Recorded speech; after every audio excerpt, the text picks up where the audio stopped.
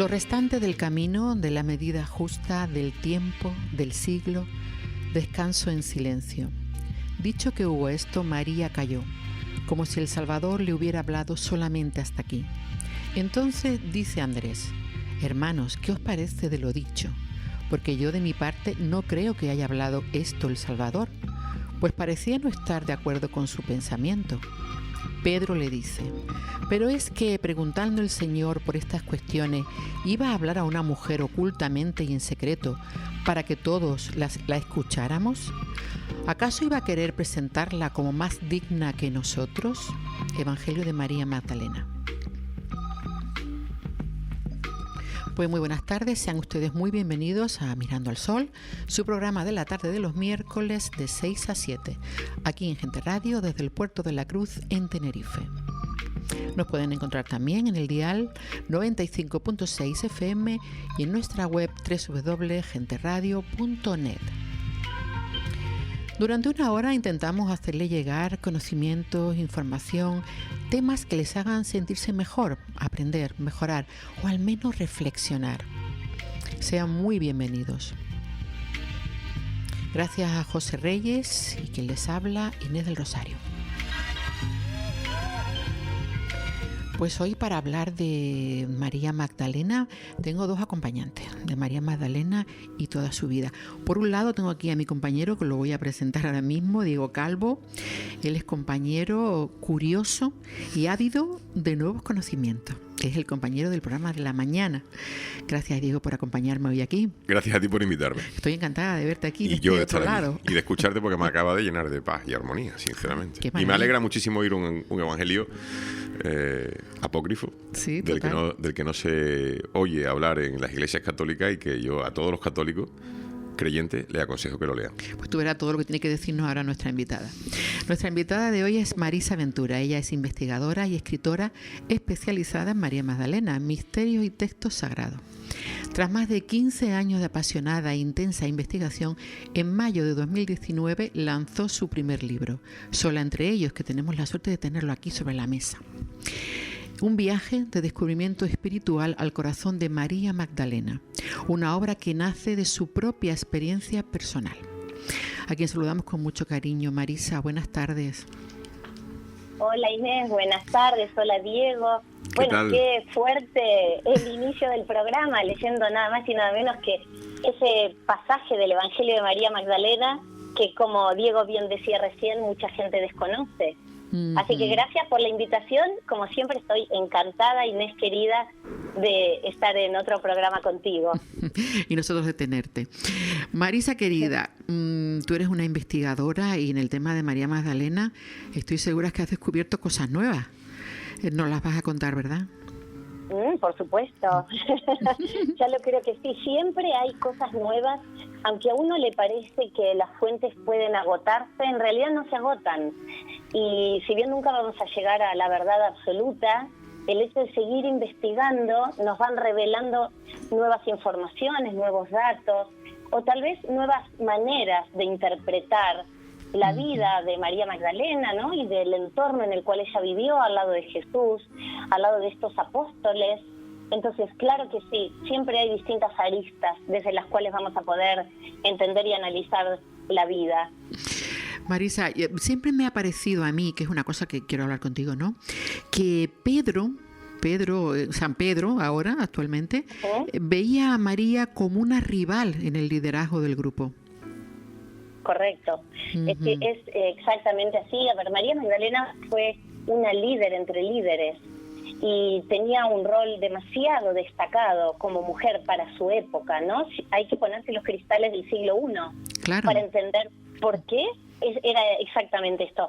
Pedro probablemente era el que, sin lugar a dudas, el que más desafiaba a Jesús por el rol y el espacio que Jesús le daba a María Magdalena, porque ella preguntaba, hablaba, cuestionaba, interpretaba.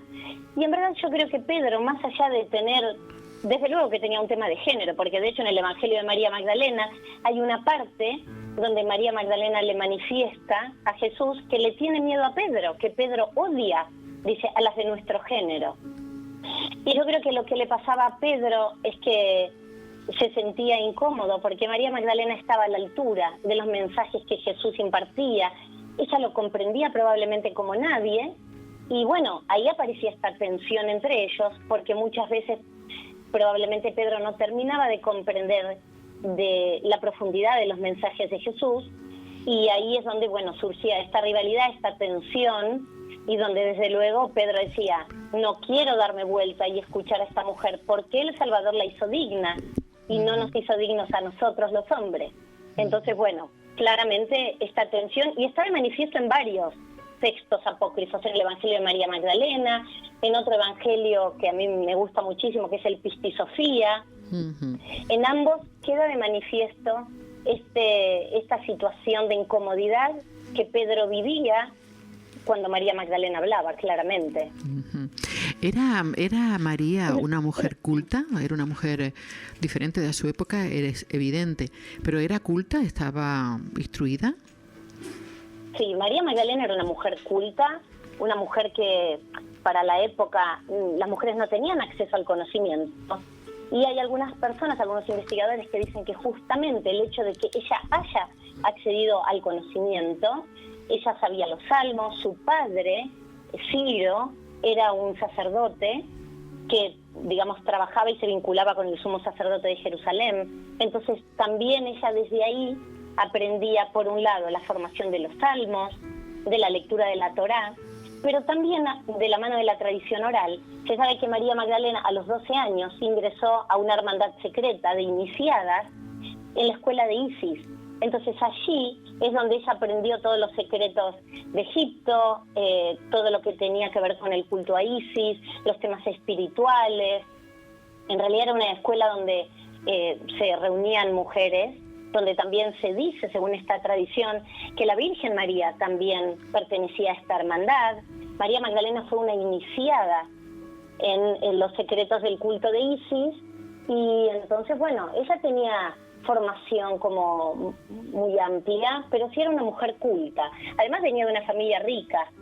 Entonces esto hacía que ella tuviese acceso no solamente al conocimiento, sino también a algunos ritos, y haber tenido la oportunidad, ¿no?, de participar de estas enseñanzas del culto a Isis. Bueno, situada en el contexto histórico la tenemos, o sea, ella estaba en el siglo I, en Jerusalén, en el Israel, vamos a decir, del siglo I. Pero la mujer, de manera habitual en esa época, ¿podría tener este acceso a los conocimientos? No, en ese siglo, en esa época, la mujer en realidad no podía ni siquiera preguntar cuando iba al templo si le surgía alguna duda. No solamente no podían hablar en el templo, sino tampoco en el trayecto del templo a su casa.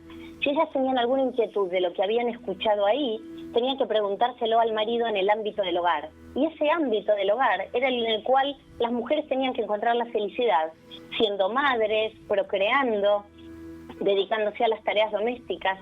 Por eso María Magdalena rompía los moldes de la época. Ella en realidad, para su época, fue una mujer empoderada.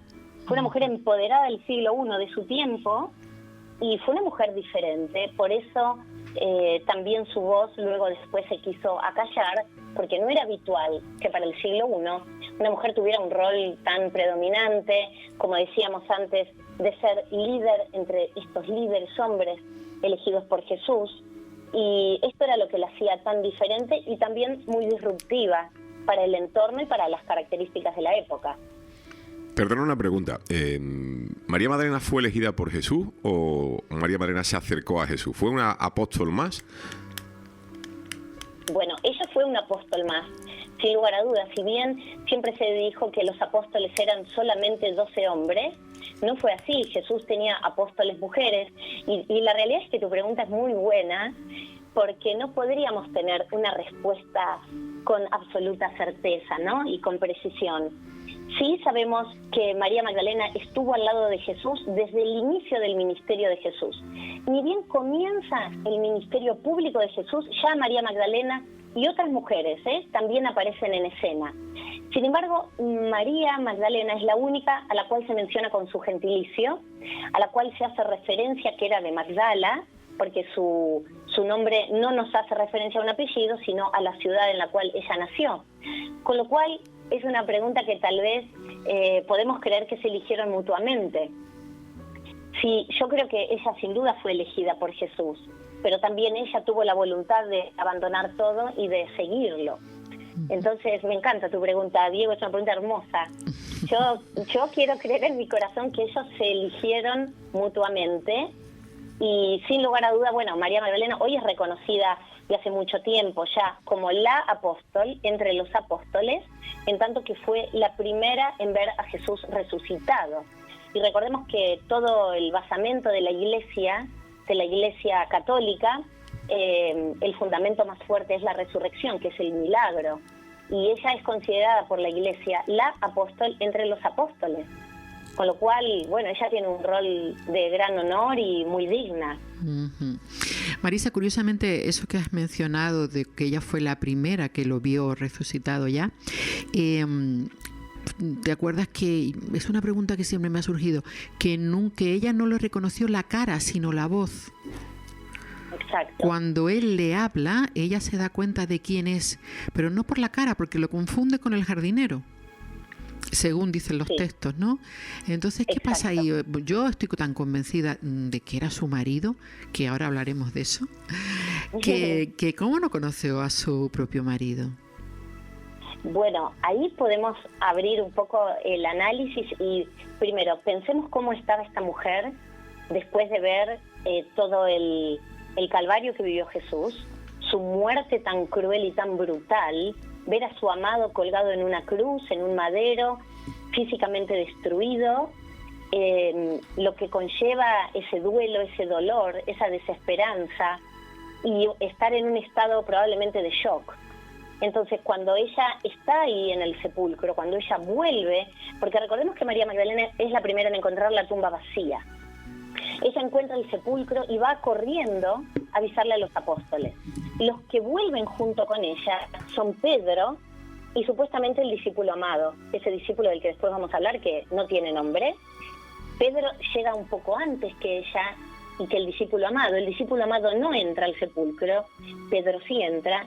Y cuando Pedro sale, ellos dos se van corriendo y ella se queda ahí, esperando. Ella cree en el milagro de la resurrección y se queda probablemente en estado de shock, porque además de haber visto la muerte trágica y todo eso, vuelve a terminar un rito, el ritual de la unción, y no lo encuentra. Entonces es un momento de shock, de tensión, donde cuando Jesús se le aparece, entendemos que probablemente... y tal vez acá por ahí voy a hablar desde una cuestión más personal, pero yo siempre entiendo que la aparición de Jesús fue eso, una aparición, no la presencia física de carne y hueso. Entonces probablemente ella lo que vio es a este Jesús con esta luz, y hasta que pudo entender que lo que estaba viendo era Jesús, lo reconoce recién por la voz. Pero yo creo que ella estaba en un estado de abatimiento, de decir, bueno, ¿dónde se lo llevaron? ¿Dónde pusieron el cuerpo? Increíble. Mira, lo que te voy a comentar ahora... No te ha contestado a que sí cree que María Magdalena fue la mujer de Jesucristo. No, eso iba ahora. Que se nos ha escapado viva. No. Marisa no es de la que se escapa. No. Todo lo contrario. Mira, eso te quería hacer esa pregunta y quería dedicársela a la esposa de Diego, a Esther Rhodes, que ella es fiel seguidora de María Magdalena y también una mujer de bandera. ¿Era su marido realmente?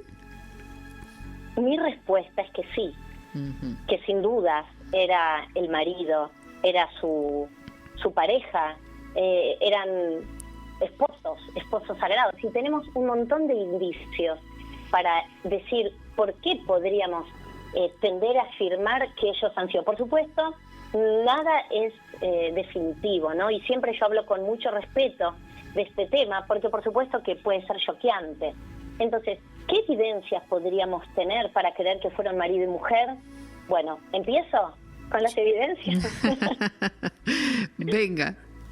Vamos, entonces, la primera que podríamos tener es en el Evangelio de Felipe, que también es un texto apócrifo, pero que fue escrito por uno de los seguidores directos de Jesús, que lo conoció, que le escuchó la voz, que caminó al lado de él. Y sabemos que Felipe era quien sabía escribir y que era quien iba registrando todos los hechos. Felipe en su evangelio va a decir primeramente que había 3 que siempre caminaban con el Salvador: su madre, la hermana de su madre y María Magdalena. Y luego va a continuar el relato y va a decir: María Magdalena era su consorte. Para el Salvador, María Magdalena era una hermana, era una esposa y era su compañera. Y Felipe utiliza una palabra en griego, que es la palabra koinonos, y la traducción de esta palabra es esposa o consorte. Con lo cual, una primera revelación choqueante tal vez de Felipe es que Felipe dice que María Magdalena era la esposa de Jesús. Y cuando continúa el relato, él va un poco más allá y él dice: el Salvador besaba a María Magdalena frecuentemente en la boca. Y Jesús no andaba besando en la boca a mujeres que se le pasaban por ahí. Con lo cual, Felipe deja muy en claro quién era María Magdalena para Jesús. Era su esposa y la besaba frecuentemente en la boca. Por otro lado, sabemos que Jesús era un rabí, era un maestro de la Torá. Él era un maestro itinerante y Jesús entraba al templo a predicar. Y él siempre dijo que no había venido a cambiar la ley, sino a ponerla en práctica. Entonces, un maestro de la Torá que entrara a dar su prédica en el templo, si no estaba casado, eso hubiera sido imposible. Por otro lado, recordemos que el ministerio público de Jesús empieza aproximadamente cuando él tenía 30 años. Que un hombre judío a los 30 años todavía estuviera soltero, tenía que tener una causa como muy valedera, muy fuera de la ley. Con lo cual, él tampoco estaría cumpliendo allí, digamos, la Torá esta de la cual él hablaba, que él había venido a cumplir y a poner en práctica. Entonces ahí tenemos una segunda lectura de entender que Jesús era sumamente respetuoso de las leyes y más de la Torá. Y sabemos siempre que el pueblo de Israel lo que busca es la descendencia, es tener estos descendientes para que el pueblo de Israel, la tradición de Israel, se mantenga de generación en generación. Con lo cual hubiera sido muy raro que Jesús no hubiera estado casado y no hubiera tenido descendencia. El tema del celibato es una construcción muy posterior y hasta aproximadamente el año 1100 no se le impuso a Jesús el celibato. Con lo cual tenemos muchos indicios de creer que él era el estado natural para un hombre judío, era el casamiento y era tener descendencia. Conocía la historia del celibato en el 1100, impuesto por la Iglesia Católica, y sabía de la tradición judía que era imposible que un hombre a los 30 años no tuviese mujer. Descendencia puede ser si no era fértil, pero casado estaba seguro, si no era imposible que pudiese nadie seguirlo. El reconocimiento social sería 0. No podría tener una sola persona que se fijara en él. Sería un apestado actual. Qué interesante eso. Y en las mujeres que aparecen en los evangelios, cuando menos los evangelios aceptados, vamos a decirlo así, ¿por qué son confundidas con María Magdalena? Porque a excepción de cuando lava y unge con aceite de nardo los pies del Cristo, ¿esa era ella? Bueno, ahí en realidad esto de haber unido a estas otras mujeres bajo María Magdalena es algo del Papa Gregorio Magno, ¿no? Del año 597, en la Homilía 33, donde él decide unificar primeramente a María Magdalena con María de Betania, la que realiza la unción de Jesús, esta que vos mencionás. Pero también él la unifica con la pecadora que lava los pies de Jesús con sus lágrimas y los seca con sus cabellos. Primeramente, esta pecadora, no sabemos cuál fue su pecado, pero nunca se dijo que había sido prostituta. Y la identificación de María Magdalena con María de Betania nunca terminó de quedar claro. Primeramente, María de Betania parece tener en los textos evangélicos un perfil mucho más bajo que el perfil de María Magdalena. Parecen ser dos mujeres diferentes. De hecho, de María de Betania no se vuelve a hablar más. En cambio, María Magdalena es la mujer más mencionada en los evangelios.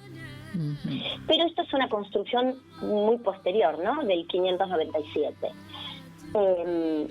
Sí, la unción, porque esto surge de seguir el relato de Lucas, que Lucas empieza hablando de los 7 demonios, estos 7 demonios que Jesús le saca a María Magdalena y a otras mujeres, y las nombra, a Susana, a Salomé. Entonces, parece que las mujeres eran endemoniadas todas en esa época, porque no solamente habla de María Magdalena, sino que él iba por ahí sacando demonios a mujeres, que, bueno, María Magdalena no tenía ningún demonio, ni las otras mujeres tampoco, pero hay que entender todo con el cristal de esa época. Claro, efectivamente. Estamos en el siglo I. Claro, que no eran todas endemoniadas las pobres. ¿Qué les pasaba a todas las mujeres? Yo creo que se mantiene hasta nuestros días. ¿Cómo?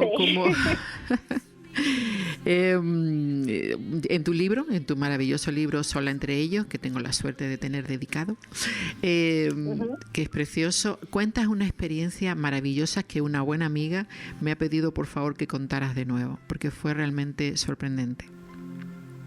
Cuando llegaste a Francia, bueno, tienes tantas cosas en ese libro, pero la que cuando llegaste a Francia, como que aquella que fue la primera vez que te conectó con María Magdalena. Sí. Bueno, a mí me pasó que estando en un viaje que yo considero iniciático, vamos a un pueblo con el grupo que estábamos, un pueblo muy pequeño en el país cátaro. Los cátaros fueron los descendientes de las enseñanzas que María Magdalena lleva al sur de Francia. Ellos creían que María Magdalena, sin duda, era la esposa de Cristo y la veneraban muchísimo. Entonces, toda su vida ellos ponían en práctica el amor que ella dejó y el legado. Y yo siempre tan afín con este sentimiento y por supuesto creciendo en esta unión sagrada de Jesús y María Magdalena, llego en uno de mis viajes al país cátaro y voy a un pequeño pueblito que se llama Minerve, un pueblo bellísimo que para entrar a él hay que cruzar un puente de estos puentes romanos, y cuando entramos nos paran en el puente y nos dicen, bueno, hay muchas personas que sienten que no pueden entrar al pueblo. Bueno, fíjense qué les pasa a cada uno. Y yo, como no tengo así, digamos, visiones, ni canalizaciones, ni sueños reveladores, yo entré sin esperar que me pasara nada realmente. Entonces entramos y de repente empiezo a caminar y empiezo a sentir un olor a quemado, pero un olor a quemado que no me dejaba respirar, que me ahogaba. Y le pregunto a la compañera que tenía al lado mío, le digo, ¿pero sentís el olor a quemado? No, me dice, yo no huelo nada. Por favor, digo, ¿cómo no lees? Aparte era un día que llovía, frío. Yo buscaba humo. Digo, bueno, a ver, ¿qué estarán quemando hojas de árboles? ¿Qué pasó acá? Y bueno, entonces seguí caminando, empecé a llorar, pero me vino una angustia muy, muy fuerte. Y me perdí sola en las callecitas de ese pueblo de piedra, donde ahí mataron y quemaron vivos a muchos cátaros. Entonces yo en ese momento sentí que primero que había muerto ahí, que había muerto por la causa. En realidad la causa era el honrar la memoria de María Magdalena. Y fue muy fuerte porque ahí fue donde tuve como por primera vez una experiencia a través de mi olfato. Ahí aprendí que el olfato era el medio a través del cual yo iba a tener las manifestaciones, porque saliendo de ahí subo al micro y empiezo a sentir un olor a rosas, tremendo, y digo, ¿qué es este olor? Éramos poquitas todavía en el micro, y ahí digo, bueno, perdón, digo, alguna se está poniendo perfume, y le digo a una amiga que justo estaba ahí conmigo, le digo, ¿vos sentís el olor? Digo, ¿cómo no sentiste el olor a quemado? Y dice, yo no sentí nada, y nadie había sentido el olor a quemado, o sea, yo sola. Y el olor a rosas, bueno, que es la presencia de la Virgen María. Bueno, yo también lo sentí solo yo. Sí, yo te diré, yo te lo he contado a ti, que cuando tú me enviaste el libro, pues yo no sabía esto, yo no lo había leído, no sabía lo del olor a rosas, ¿no?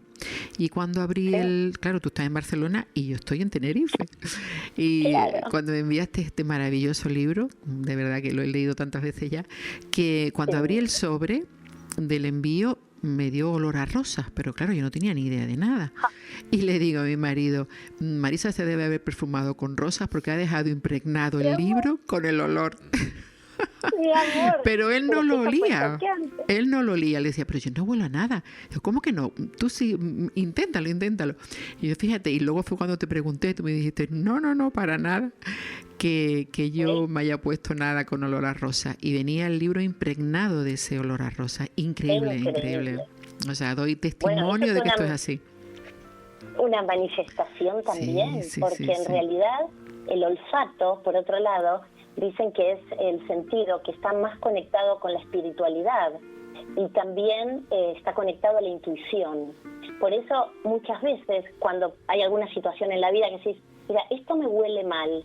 ¿Por qué uno dice me huele mal? Porque está asociado a nuestra intuición y nuestra intuición nos está diciendo que eso que está pasando ahí no nos gusta, por ejemplo, ¿no? Sí. Pero por eso el olfato está tan asociado como a la introspección y a las conexiones espirituales. Así que para mí es una bendición que vos hayas sentido el olor a rosa, porque tal vez te lo mandé con tanto amor. Seguro, eso sí. De verdad que no se me olvida, Marisa. Mira, nos has mencionado al discípulo amado. ¿Quién era el discípulo amado? Yo interpreto, y no solo yo, hay muchos investigadores que interpretan que el discípulo amado no era Juan Evangelista, sino que era María Magdalena, era la discípula amada, porque en los evangelios se menciona que a los pies de la cruz estaba la Virgen María y María Magdalena. Y después hay todo un debate si estaba el discípulo amado, ¿por qué no se le puso nombre al discípulo amado? ¿Quién era el discípulo amado? Bueno, tal vez se le puso el discípulo amado y se cambió, como se deben haber cambiado tantas cosas, en vez de decir la discípula amada, que era María Magdalena. Con lo cual, un discípulo que nunca se le puso nombre, que aparece y desaparece de la cruz. Sin embargo, quien siempre estuvo a los pies de la cruz hasta el último momento fue la Virgen María y María Magdalena. De hecho, en un momento luego de la crucifixión, María Magdalena llega al lugar donde los apóstoles estaban escondidos, atemorizados, llorando, y Pedro dice, ¿cómo vamos a ir a predicar la palabra que él nos enseñó si a él lo torturaron y lo mataron? ¿Cómo vamos a hacer para predicar y llevar la buena nueva? Y María Magdalena se para entre medio de todos ellos, los besa uno a uno y les dice, no tengan miedo, salgamos a predicar la palabra que él nos enseñó. Él nos va a acompañar y nos va a proteger. Esto está en el Evangelio de María Magdalena. Ahí ella demuestra su liderazgo, por otro lado. Y ahí es donde sabemos, además, que todos los apóstoles estaban con miedo, se ocultaron. Recordemos la triple negación de Pedro, recordemos que Judas lo entrega y todos se esconden por temor a ser crucificados, al igual que Jesús. Sin embargo, María Magdalena, que era una seguidora que estaba al lado de su marido todo el tiempo, se quedó a los pies de la cruz, ¿no? Digo, qué valentía, qué coraje. Sí, y ahí el discípulo amado, no sabemos en qué momento entra en acción. Por eso se cree que en realidad Jesús, cuando dice, madre, he aquí tu hijo, hijo, he aquí tu madre, en realidad lo que él dice es, madre, he aquí tu hija, hija, he aquí tu madre. Y en realidad son ellas dos las que están todo el tiempo ahí. Y por eso Jesús vuelve a su amor, busca a su mujer para aparecer resucitado. No se le aparece a Pedro, no se le aparece a Andrés, no se le aparece a su madre, se le aparece a su esposa, a María Magdalena. Qué interesante. Yo te quiero hacer dos preguntas en una. Una, si conoces el motivo por qué la Iglesia de Pedro, la Iglesia católica, la Iglesia más extendida por toda la humanidad, ha tratado tan mal a este personaje histórico, por qué ha construido la figura de una prostituta que sin sentido estaba al pie de una cruz, que era poco menos que la protegida de la Virgen María. ¿Por qué? ¿Cuál era el motivo? ¿Qué perseguían? ¿Cuál era el objeto? Y otro, si alguna de las distintas iglesias reformistas de la cristiandad, la calvinista, la luterana, los evangelistas, alguna reconoce la figura importante de María Magdalena en la transmisión de la información del Evangelio de Jesucristo, el que ellos recibieron directamente, no el que hemos recibido nosotros a través de los textos, que ha decidido alguien en algún momento de la historia que es la historia real de la vida de Jesucristo? Exacto, son muy buenas tus dos preguntas. Diego, me gustan mucho. Primera medida, o tal vez para responder por qué la Iglesia tal vez se ensañó con María Magdalena y la transforma en prostituta. Yo siempre digo, la crucificaron, al igual que Jesús. Sí. Y primeramente tiene que ver con las características de la época, donde se creía que el líder natural que iba a continuar la Iglesia era Pedro, era un hombre, jamás le iban a dar el lugar a una mujer, nunca. ¿Por qué? Primero por las características desde el siglo I y continuando. Por eso, ¿qué pasó? Yo creo que hay dos líneas de la Iglesia. Una, las que siguieron las marcadas por Pedro y Pablo, y la otra, la liderada por María Magdalena, por el resto de las mujeres. Por supuesto ganó la de Pedro y Pablo, pero la Iglesia de María Magdalena tenía tanta veneración, ella era tan venerada, hasta que en el año 597 el Papa Gregorio Magno necesitó acallar la veneración a esta mujer. Y por eso es que para acallarla, para bajarle la voz, la transforman en prostituta. Y a partir de ahí, fíjate que queda una trilogía muy extraña, donde nos queda a la Madre Virgen, a un hijo célibe y una esposa prostituta. Entonces, un triángulo imposible para la humanidad, ¿no? Donde ponernos las mujeres entre una Madre Virgen y una esposa prostituta, o somos pecadoras o la mujer virginal inalcanzable, solo como modelo de rol. Con lo cual, la veneración a María Magdalena era muy grande, sobre todo era muy grande en el sur de Francia. A María Magdalena la veneraban reyes, nobles. Bueno, hay una tradición gigantesca de veneración a María Magdalena, de veneración a sus reliquias. Y a partir de ahí se necesitó acallar porque Pedro perdía fuerza. Entonces, la que tenía que ganar y liderar era la iglesia de Pedro, la iglesia de los hombres, donde todo estuvo escrito por hombres para hombres, hombres que desconocían a las mujeres. Por eso cuando los hombres, sobre todo ya posteriormente, ¿no?, en la Edad Media, tenían que escribir algo sobre las mujeres, como estos hombres vivían intramuros y no conocían a las mujeres, por ahí tomaron dos modelos de mujeres bíblicas, Eva y la Virgen María. Entonces, todas pasamos a ser hijas de Eva, pecadoras, y la Virgen María como modelo de rol inalcanzable. Con lo cual, la Iglesia la pone a María Magdalena de rodillas como prostituta en el 596, y que duró hasta nuestros días, porque si bien la Iglesia se retracta después del Concilio Vaticano II, todavía la gente sigue creyendo, la gran mayoría, que María Magdalena era prostituta. Y no hay un solo evangelio que diga que ella haya sido ni prostituta, ni que tuvo que hacer penitencia, ni nada de esto. Y después, ¿quién veneró a María Magdalena desde siempre como lo que ella fue? La Iglesia de Oriente. En la Iglesia de Oriente, María Magdalena nunca fue prostituta, jamás. Siempre se la tuvo como la discípula más leal, la mujer que comprendía el mensaje de Jesús como nadie.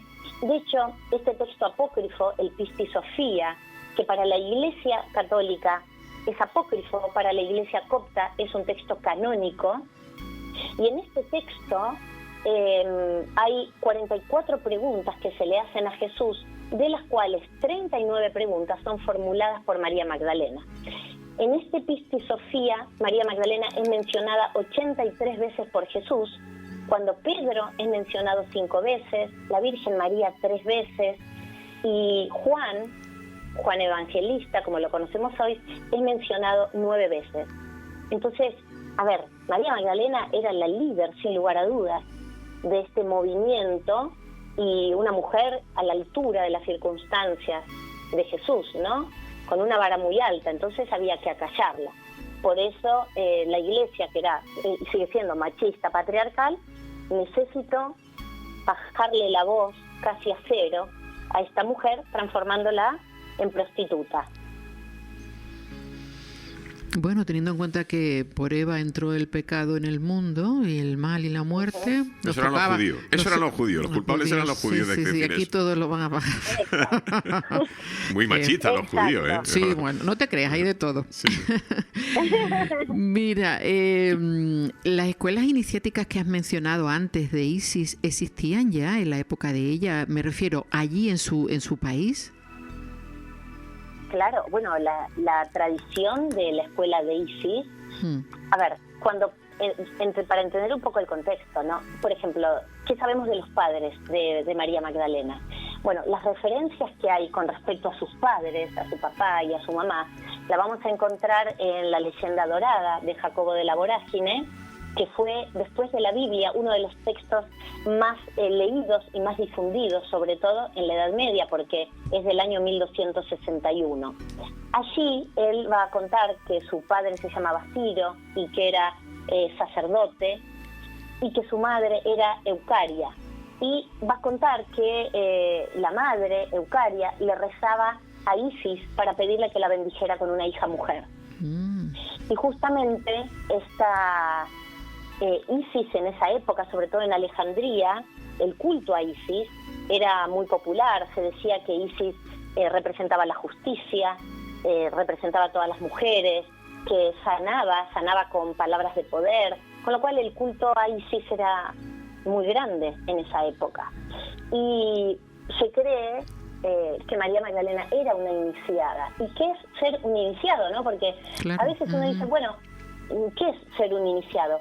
Bueno, ser un iniciado o una iniciada es saber que todos somos dioses y que el poder de sanar está dentro nuestro. Entonces ahí se aprendían en las escuelas de Isis un montón de rituales, todo el tema de las unciones, cómo se manejaban los ungüentos, los distintos poderes que tenían cada una de las plantas, de las hierbas. Se aprendían rituales y también, bueno, se hablaba de lo que es conocido como la magia sexual, que la magia sexual bien entendida, ¿no? Como el intercambio de energía sagrada entre el hombre y la mujer. Y por eso hay veces que también hay una interpretación, como estas mujeres que pertenecían a la escuela de Isis, se dice que usaban un brazalete en forma de serpiente y que los hebreos cuando las veían decían que esto estaba mal visto. O sea, esta escuela de estas iniciadas, ellos las miraban como con resentimiento. Por supuesto que gran parte de todo esto es tradición oral, todo lo que tiene que ver con las enseñanzas en las escuelas de Isis, ¿no? Y hay algunos textos que van a hablar de esto específicamente, pero bueno, se cree que cuando María Magdalena y Jesús se encuentran, ella estaba preparada para estar con un hombre de las características de Jesús, que no era cualquier hombre. Claro. Marisa, desvélanos los nuevos datos que has descubierto. Bueno, los que puedas, porque serán parte de tu segundo libro del que ahora hablaremos, pero lo que puedas. Sí. Claro, bueno, ahí en realidad lo que vamos a rescatar y lo que vamos a traer en este segundo libro tiene que ver con los años más luminosos de la vida de Jesús y María Magdalena. Conocemos la vida de Jesús y de María Magdalena llena de drama, llena de dolor, llena de angustia. Entonces, lo que descubro dentro mío y con las investigaciones y habiendo ido a Magdala, al lugar donde ella vivió, al lugar donde fue ese primer encuentro con Jesús, es los años y el amor refinado y luminoso que existió entre ellos dos. Y por eso también tiene que ver con esta alquimia espiritual que vivieron en el amor entre ellos, porque fueron ambos alquimistas espirituales. Qué maravilla. Entonces hay toda una unión entre Jesús y María Magdalena que tiene que ver con esta magia sexual y con esta alquimia espiritual, que es donde, bueno, como Jesús también decía, cuando de dos se hagan uno, y el hacerse uno ocurre en el encuentro íntimo, en el amor físico y corporal entre el hombre y la mujer, ese encuentro sagrado donde la unión de los cuerpos hace que se liberen un montón de energías y un intercambio de energía muy poderoso ocurre entre el hombre y la mujer. Y eso es magia, no hay ningún misterio. No es que, ¿qué será la magia? ¿Un hechizo? No. La magia está dentro del ser humano. Una energía capaz de crear a otro ser, como es la energía sexual, debe tener una fuerza increíble, ¿no? Totalmente. Y mira, dicen que hay dos cuestiones para las iniciadas femeninas, y dicen que es muy importante sentir amor y seguridad, y que allí es donde ella puede entregarse y es donde ocurre la alquimia con su iniciado masculino. Entonces, cuando ambos iniciados están unidos en la pasión, la conexión entre ellos obviamente se incrementan, ahí es donde se liberan sustancias que son sustancias químicas muy poderosas, que se liberan tanto en el cerebro como en el cuerpo. Y esto es lo que hacen que a estos iniciados o a cualquiera de nosotros podemos estar en un espacio diferente, que es esto que vos decís, es la magia inclusive de la procreación. Mira si no es algo mágico la procreación. Imagínate hasta dónde llega. Marisa, tu primer libro, Sola entre ellos, ¿dónde lo pueden conseguir? ¿Está en Amazon? Bueno, no está en Amazon, pero sí está en, www.jochmalibros.com, de distribución para toda Europa. También ahí está la versión en PDF, y también en www.editorialsaban.com.ar para lo que es Argentina y Latinoamérica. Bueno, tenemos ahí también... Para ustedes W, para nosotros es W. Claro, estás hablando en argentino, querida amiga. Te estoy hablando en argentino, W. 3W, ediciones Jojma, Jojma, y ahí también está tu libro. Jojmalibros.com. Perfectísimo. Bueno, cuéntanos, porque sabemos que tienes también más facetas, por ejemplo, como profesora del Instituto Shalem, en el que hace 5 módulos maravillosos sobre los inicios de la vida de María Magdalena, su unión con Jesús, su descendencia, los merovingios, que eso también nos daría para más programas, los templarios, los cátaros, todo esto, las rutas de peregrinaje. ¿Cómo es esto? A ver, ¿cómo llegamos a tus clases?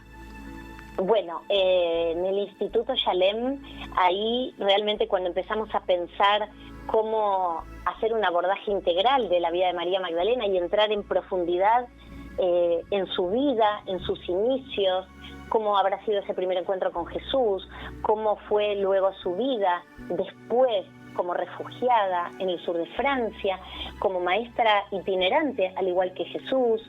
Y entonces empecé a dar un poco forma y a contar no solamente su vida, también todo su legado, su descendencia, su linaje, la simbología. Hay mucha simbología a la vista de todo el mundo y que nadie lo ve. Entonces, mucho se lo debemos a los merovingios, que ellos se creían descendientes por la línea de María Magdalena, de Jesús en unión con ella. Ellos se creían descendientes de la tribu de Benjamín, a la que pertenecía María Magdalena. Entonces, a los merovingios le debemos realmente mucho. Toda la simbología con la flor de lis, asociaron ellos a María Magdalena con la abeja. Bueno, yo ahí entro muy en profundidad en los textos apócrifos, en el Cantar de los Cantares, donde María Magdalena es esta esposa sagrada y Jesús es el esposo.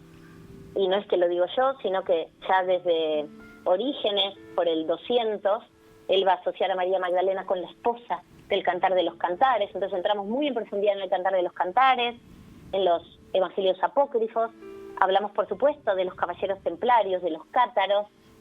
El curso es bellísimo, es un curso iniciático, porque hablamos de cuestiones donde hay que ir con la cabeza muy abierta, y también, por supuesto, de las rutas de peregrinaje, donde hay amplia veneración a María Magdalena, tanto en Francia, no solamente en el sur, sino también en la Bretaña francesa, en París, por supuesto, y después hablamos de otra ruta de peregrinaje en Italia, de la mano de Matilda Canosa, una mujer muy poderosa para la Iglesia, y también de de su vida en la Galilea junto a Jesús. Entonces es realmente el curso del Instituto Shalem. Yo tenía cierto temor y decía, bueno, pero miren que yo voy, no, vos con total libertad, qué bueno. Vamos para adelante, porque la idea es correr los velos y contar la historia, lo que está escrito, hacer propuestas de nuevas interpretaciones. Y bueno, la verdad que estoy muy muy feliz con el curso allí en el Instituto Shalem, porque es muy lindo, muy profundo y bueno, muy contenta, la verdad. Pero bueno, no te quedas ahí. Bueno, el Instituto Shalem, que se escribe Shalem, pero no solamente te quedas con esto, que yo sé que tú eres una mujer muy activa, también estás en una escuela de Chile que se llama Escuela de Lenguaje Simbólico, que además tienes el nombre me parece precioso, que dice Haciendo Sagrado lo Cotidiano, que habla también del legado de María Magdalena, de mujeres grandiosas, mujeres con conocimientos prohibidos. ¿Y esto también cómo es? Sí. Bueno, con Mónica de Simone, que es una gran y querida amiga de Chile, ella es la dueña de la escuela, que se llama Haciendo Sagrado lo Cotidiano. Qué bonito. Entonces, ya vamos por la 4ª edición del legado de María Magdalena, la compañera de Jesús. Son 8 encuentros, dura 2 meses, donde también hacemos un abordaje. Es precioso la energía que fluye en estos cursos presenciales. Es a través de Zoom, por supuesto, pero es fantástico y vamos interiorizándonos mucho, es muy interactivo y realmente, bueno, son espacios de encuentro, como también el de Mujeres Grandiosas, que lo hago con Mónica. El de Mujeres Grandiosas son 4 encuentros de mujeres muy fuertes que han dejado un legado, como Hildegarda von Bingen, Hipatía de Alejandría, la papisa Juana. Hablamos también de Búdica, la reina de los Cicenos. También, a ver, ella vivió en el año 26 después de Cristo, y hay otro curso que estoy preparando en breve, que es el legado de María Magdalena en lo que hoy conocemos como el Reino Unido, es decir, en Escocia y en Inglaterra. Ahí hay una línea también de descendencia del linaje llevada a través de José de Arimatea. Bueno, hay un sinfín de cosas, y el curso de Grandiosas, además de hablar de estas mujeres, las asociamos con sus arquetipos de cada diosa y lo trabajamos. Es teórico práctico el curso, y después cada una vamos descubriendo las diosas dentro nuestro. Te digo que terminamos fascinante. El otro día la última clase llorando. Qué bonito. De todas formas, si alguien no consigue dar con estas escuelas, te puede pedir amistad por Facebook, ¿no? Marisa Ventura con V. Claro. Como acabo de hacer yo ahora mismo. Como acaba de hacer, por ejemplo, Diego, que no se puede estar quieto. Ya te acaba de pedir amistad. El que te va a llegar soy yo. Pero que te voy a aceptar con muchísimo gusto, Diego, enseguida. Y también en Instagram, ahí me encuentran como Marisa Ventura, todo junto, _com. Y bueno, ahí estoy. Y ya este fin de semana, creo que el lunes a más tardar, ya va a estar mi página web. Así que bueno, estamos con los últimos retoques. Qué bueno. Oye, ¿tiene nombre el segundo libro? Ay, tiene nombre. Lo podré decir porque no sé, si quieres darnos una... ¿no lo escribes sola? Bueno, no sé. Si lo escribes con alguien cercano... Muy cercano. Muy íntimo. Lo escribí con alguien muy... muy querido también por nosotros, por este programa, muy querido. ¿no? Sí, con mi amado esposo Mario Sabán. Qué bueno. Así que ya, si Dios quiere, esperamos poder lanzar el libro muy pronto. Y sí, el libro creo yo que va a ser algo divino. Se llama Amor en Magdala. Oh, qué bonito. Bueno, y tenemos la primicia, Diego. Yo soy muy bruto, yo cada día soy más animal. Por eso a veces soy demasiado sensible. Sí, no, tú eres muy sensible, eso es verdad. Diego es muy, muy sensible. Pero eso bueno, es cierto. Sí que lo es. No te puedo dejar escapar viva, te tengo que hacer una pregunta de curioso, de friki fan que soy. ¿Dónde está enterrada María Magdalena? Que la tengo yo aquí preparada. No, esa te la voy a dejar para ti. Vale. Pero le voy a preguntar si sabe el motivo, que seguro que sí, que María Magdalena fuera a la Galia, a Francia, y si tiene algo que ver el nombre de Galia con Galilea. A ver, en la Galia, en la época en la cual llega María Magdalena, era un lugar de refugio para muchas personas que escapaban del Imperio Romano, porque era un lugar donde podían estar como con mucha más tranquilidad. Por eso mucha cantidad de judíos se refugiaron allí. No es que llegaron por casualidad al sur de Francia, bueno, lo que hoy conocemos, ¿verdad? Como el sur de Francia, que en ese momento era la Galia.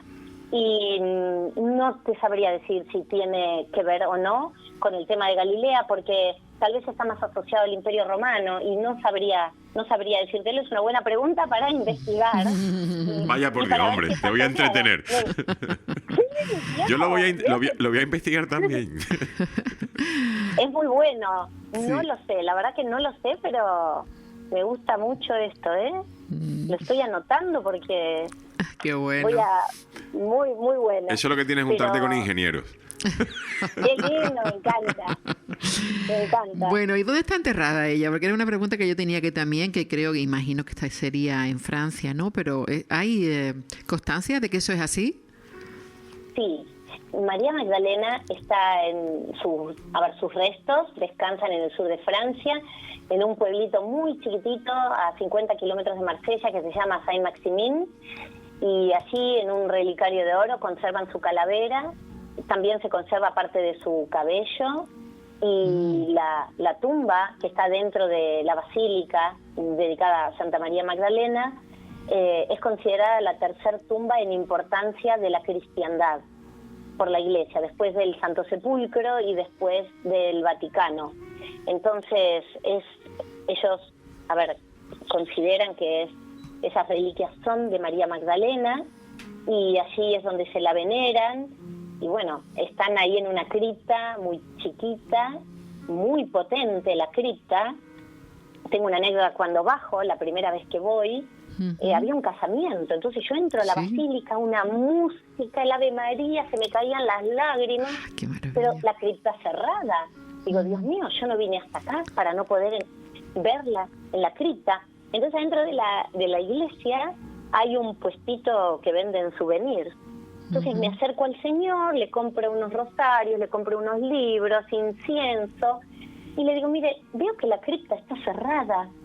Y le digo, mire, yo vengo desde la Argentina, no me hice semejante viaje, ¿cómo no voy a entrar? Entonces me dice, mire, usted pase disimuladamente el cordón, porque no es que estaba cerrada la puerta por llave, había como un cordón que no me dejaba pasar.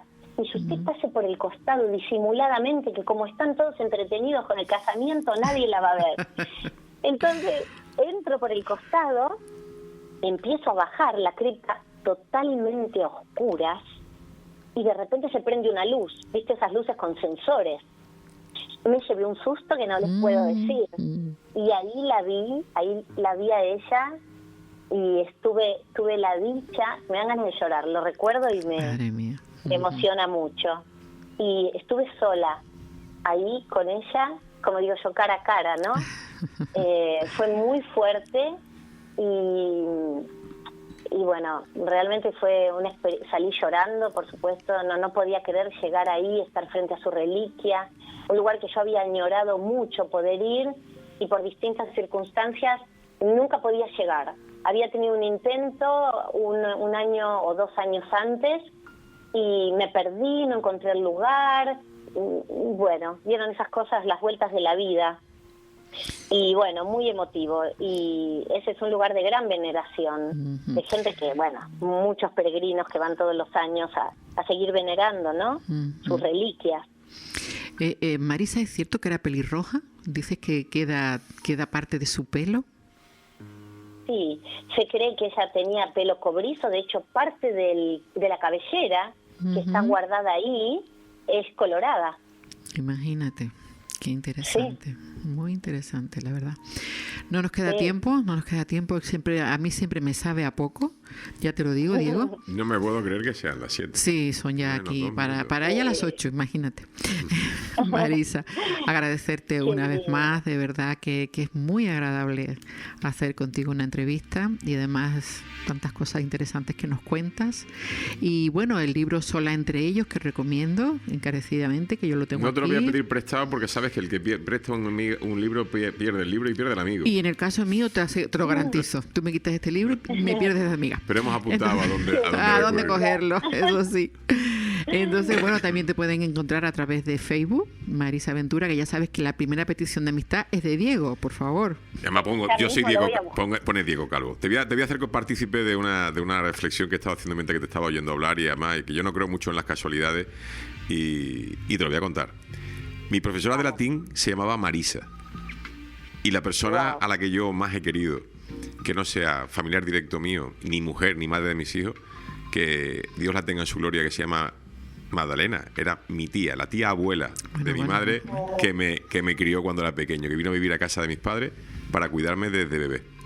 Así que fíjate tú qué dos casualidades, ¿no? Mi primera profesora de latín y única se llamaba Marisa. Mira. Y yo voy a añadir otra primera casualidad, que es Qué la primera lindo. vez que tú vienes a mi programa. Sí, es cierto. Bueno, ya son no, 3. no, esto es Uy. impresionante. Esto es mediático, ¿eh? Eso es tremendo. Sí, así como nos oyes, te estamos diciendo. Es la primera vez, porque siempre lo ando invitando, nunca quiere venir, y hoy me dice, pues hoy te voy a acompañar. Y no mira sabía por que dónde. íbamos a hablar de María Magdalena. No sabía de qué íbamos a hablar. Mira vos. Sí, Wow, así que qué fuerte. ella sigue Me estando encanta. presente. Sigue estando Claro que presente sí. siempre. Como decía Jesús, donde 2 o más estén reunidos en mi nombre, ahí estaré yo. Así Sí. que hoy María Magdalena estuvo aquí con nosotros. Seguro. Gracias. Un beso muy fuerte y otro beso para este muchacho que te ayuda con el libro, pero en realidad es que él te pone una ayudita y Una ayudita chiquita. Pero no es negro, no es negro. Un placer enorme, como muchísimas siempre, gracias. mi querida. Un Enorme beso muy placer, fuerte. Marisa, encantado. Lo mismo, Diego. Un beso enorme. Un que estén beso, muy cielo. bien. Gracias. Del Salvador, Leví dice a Pedro: siempre tienes la cólera a tu lado y ahora mismo discutes con la mujer enfrentándote con ella. Si el Salvador la ha juzgado digna, ¿quién eres tú para menospreciarla? De todas maneras, él al verla la ha amado sin duda. Avergocémonos más bien y revestidos del hombre perfecto cumplamos aquello que nos fue mandado. Prediquemos el Evangelio sin restringir ni deslijar, como dijo el Salvador. Terminado que hubo Leví estas palabras, se marchó y se puso a predicar el Evangelio según María Magdalena. Gracias por estar ahí. Nos oímos el próximo miércoles.